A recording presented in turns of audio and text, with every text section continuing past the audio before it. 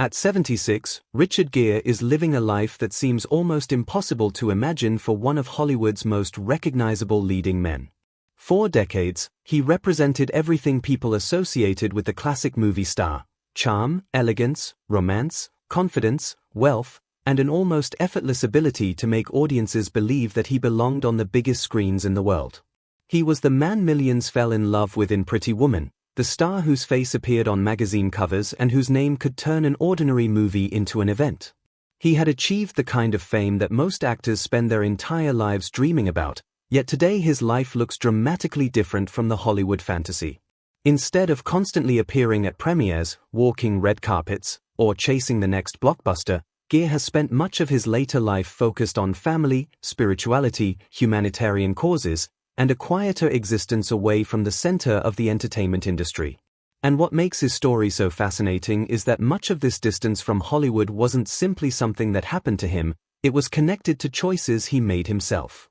Gere became one of the most outspoken Hollywood supporters of Tibet and the Dalai Lama, and his criticism of the Chinese government's treatment of Tibet eventually created serious consequences for his career. At a time when China was becoming one of the world's most important markets for major Hollywood studios, Gere refused to remain silent simply to protect his professional opportunities.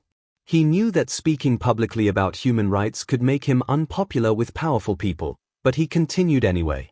While other actors were pursuing massive franchises, lucrative studio deals, and increasingly expensive productions, Gere was traveling, supporting humanitarian organizations, visiting refugee communities, practicing Tibetan Buddhism, and using his public platform to talk about issues he believed mattered. The result was a strange kind of Hollywood exile. The industry that had once celebrated him increasingly had less room for a star who wouldn't simply follow the rules of the business. But perhaps the most interesting part of the story is that Gere eventually appeared comfortable with that trade-off. He had discovered that losing some of Hollywood's approval didn't necessarily mean losing his sense of purpose. In many ways, the man who seemed to have everything had spent his entire life searching for something that fame could never provide.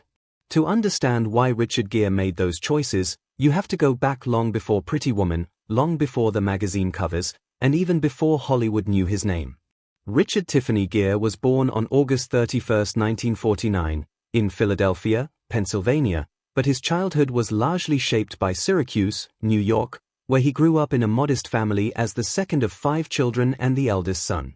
His father, Homer George Gere, worked as an insurance agent, but there was more to him than his profession. Homer had once considered becoming a Methodist minister, and although he never formally entered the ministry, that sense of compassion and service remained part of his personality and deeply influenced his son. Richard grew up in a household where helping others was considered important, where compassion was not just an abstract idea but something you were expected to practice. His mother, Doris N., was a homemaker who helped create a warm and musical home, and music became an important part of Richard's childhood. He learned to play the piano, guitar, and trumpet, while also developing an impressive talent for gymnastics. He wasn't simply the athletic kid or the musical kid or the thoughtful kid. He seemed to be all of them at once, but underneath those abilities was a deeper restlessness. Richard wanted to understand the world around him. He wanted answers to questions that most people didn't think about very often. At North Syracuse Central High School, he developed a reputation as a talented and intellectually curious student, and after graduating in 1967, he received a gymnastics scholarship to the University of Massachusetts Amherst. For a young man with athletic talent and a promising future, college could have been the beginning of a conventional professional life. But Gere wasn't particularly interested in convention. He chose to study philosophy, a subject that offered him no obvious guarantee of money or fame but gave him something he valued even more: questions. He became fascinated by thinkers such as Jean-Paul Sartre and by ideas surrounding existence, consciousness, reality, and the meaning of life. Why are human beings here? What makes existence meaningful? Is reality really what we believe it is? These questions stayed with him. The Methodist faith he had grown up around had given him an important moral foundation, but it didn't completely answer the questions that were developing inside him. So he continued searching. He read more, explored different philosophies, and eventually began discovering Buddhism. In his early 20s, Gere became particularly interested in Zen Buddhism and studied with teachers including Kyozen Joshu Sasaki. Meditation became more than an intellectual concept.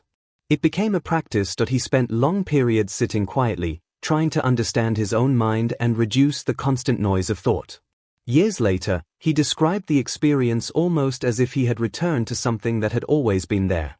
Instead of feeling like he was discovering a completely foreign philosophy, meditation seemed strangely familiar. It was a direction that would eventually become one of the central pillars of his life. But while his inner world was expanding, his relationship with conventional education was shrinking. College began to feel restrictive, and after roughly 2 years at UMass Amherst, Gere made a decision that surprised the people around him. He dropped out. There was no degree waiting for him, no guaranteed career, and no obvious safety net. Instead, he moved toward acting, following a path that was uncertain and financially unstable but felt more authentic to him. In 1969, he began working in theater and eventually performed with companies including the Seattle Repertory Theater and the Provincetown Playhouse. The early years were far removed from the luxury associated with his later image. There were auditions, small roles, difficult stretches, and the constant uncertainty that comes with trying to survive as a young performer. But Gere kept going. Then, in 1973, he landed a significant opportunity in the original London stage production of Grease, playing Danny Zuko before the character became forever associated with John Travolta. Hollywood began paying attention. In 1977, Gere appeared in Looking for Mr. Goodbar, and in 1978 he appeared in Terrence Malick's Days of Heaven. These roles helped establish him as an actor worth watching, but the transformation that would make him a genuine movie star was still ahead. In 1980, American Gigolo changed everything. Gere played Julian Kay, a sophisticated male escort navigating the glamorous but dangerous world of Los Angeles. The role was provocative, stylish, and perfectly suited to the image that Hollywood was beginning to build around him. Suddenly, Richard Gere wasn't just a talented actor.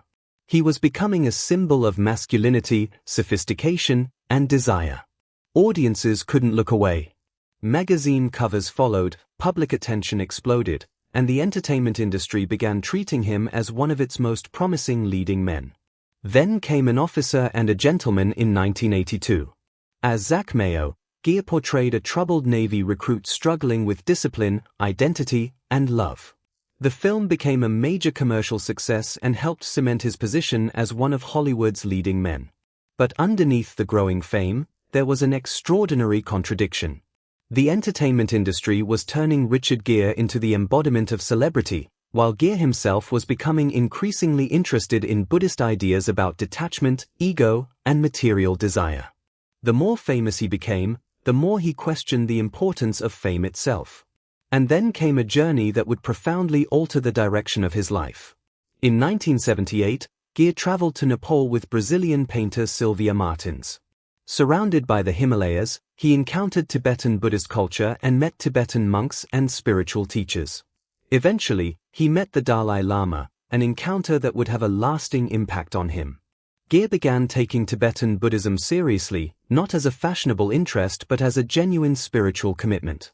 He studied the teachings, practiced meditation, traveled through the region, visited monasteries, and developed a relationship with the Dalai Lama that would eventually become one of the defining relationships of his public life. But the deeper Gere went into Buddhism, the more complicated his relationship with Hollywood became. The entertainment industry rewarded ambition, ego, visibility, competition, and commercial success. Buddhism encouraged him to question attachment to precisely those things. And as Richard Gere's fame grew, his personal values were moving in another direction. He had already become a movie star, but he was beginning to understand that becoming famous wasn't necessarily the same thing as finding meaning. Hollywood could give him money, admiration, beautiful surroundings, and access to almost anything he wanted. What it couldn't give him was the answer to the questions he had been asking since he was a restless teenager in Syracuse. And eventually, those questions would force him to make a choice. Would he protect his career at all costs, remain silent when powerful people disagreed with him, and continue playing the Hollywood game? Or would he use his enormous platform to speak about the causes he believed in, even if doing so threatened everything he had built? Richard Gere's answer would come at a cost, and that cost would follow him for decades. Because the same man Hollywood had transformed into one of its greatest romantic stars would eventually become one of the industry's most politically outspoken outsiders. And once he crossed that line, there would be no easy way back.